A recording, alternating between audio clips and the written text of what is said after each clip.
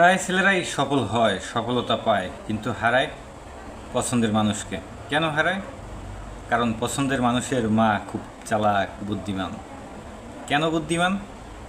পছন্দের মানুষের মা সে তার হবু জামাইকে তার স্বামীর স্ট্যাটাস অনুযায়ী চিন্তা করে, মানে স্বামীর স্ট্যান্ডার্ড। তার স্বামী 50 বছর বয়সে এসে যেই স্ট্যান্ডার্ড বা যেই কেরিয়ার বিল্ড আপ করছে, ওই রকমের একটা স্ট্যাটাস চায় তার মেয়ের জামাইয়ের জন্য, যার কারণে সে মেয়ের পছন্দের জামাইকে মেনে নিতে পারে না।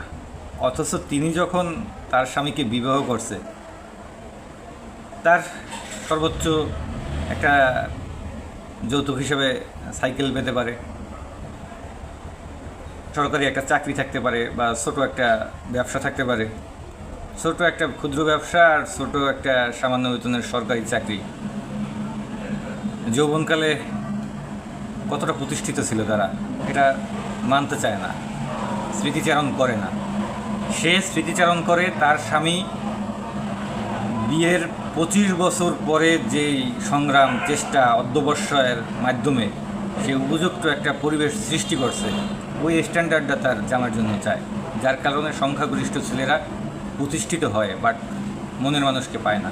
কারণ ছেলেরা তো 20-20 বছরে প্রতিষ্ঠিত হয়ে যেতে পারে না, তাদের দীর্ঘ একটা টাইম লাগে পড়াশোনা করতে, তারপরে চাকরি পায় কিংবা ব্যবসা করে, আবার ওই 20 বছর যায় তার টাকা জমাতে এবং দৃশ্যমান কিছু উন্নয়ন মানুষের সামনে তুলে ধরতে।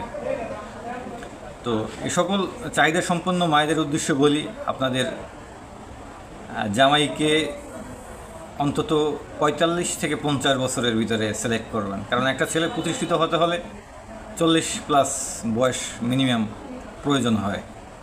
এর আগে খুব তেমন একটা সম্ভব না, এটাই আর কি। আসসালামু আলাইকুম প্রিয় শুভাকাঙ্ক্ষী, কেমন আছেন? আপনাদের প্রতি সবসময় কৃতজ্ঞতা প্রকাশ করছি। As a new content creator হিসেবে আপনারা সবসময় আমাকে সাপোর্ট দিচ্ছেন, আর আপনাদের উৎসাহ পাচ্ছি বলেই নিয়মিত ভিডিও আপলোড করে যাচ্ছি। ইনশাআল্লাহ পরবর্তী ভিডিও নিয়ে আপনাদের সাথে আবার দেখা হবে। আল্লাহ হাফেজ।